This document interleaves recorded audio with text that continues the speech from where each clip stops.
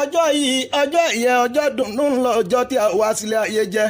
mo bá ọ dúpẹ́ ó bàbá wa wípọ́jọ́ òní bá wà láyé congratulations adúpẹ́ lọ́wọ́ aláwùrà tó dẹrù sí happy birthday to you bàbá wa Yusufa mo ní ká ẹ pẹ́ láyé o ikú òní kanjú pa yín àrùn onígbẹ̀yìndè ìgbà ọdún ìṣẹ́jú kan náà ló jẹ́ mo ní kó pẹ́ bímọ pẹ́ ti pẹ́ o kó pẹ́ bímọ pẹ́ ti pẹ́ ikú òní pa ò ní sẹ́kù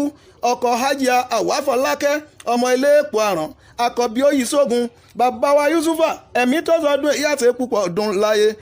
aláṣẹ Yusufa Petroleum mo ní kó pẹ́ o iléeṣẹ́ rẹ̀ ò ní jóná ọmọ gbàyè màṣẹ́ nídìí ògùn ọmọ àròkọ fọmọ mújẹ àyẹnà fọmọ múrin ọmọ náà wọ́n gan ọmọ erinkin ọmọ ya kùrùkùrù wọjà ọmọ anílẹ̀ nímọ̀yò ọmọ àrìnkàkà kan kì í sìn náà nígbàyè eégún oríta ò ní jẹ́ ọmọ sàlàkàn rèédi ògùn kálájà májà rẹ̀ so mo ní kó gbó mo ní kó tọ́ kó fọwọ́ pàwùwò kó fèrèkì ìjòbi nínú owó nínú ọlá ìkúbalẹ̀ ọ̀rọ̀ ikú ò ní pa o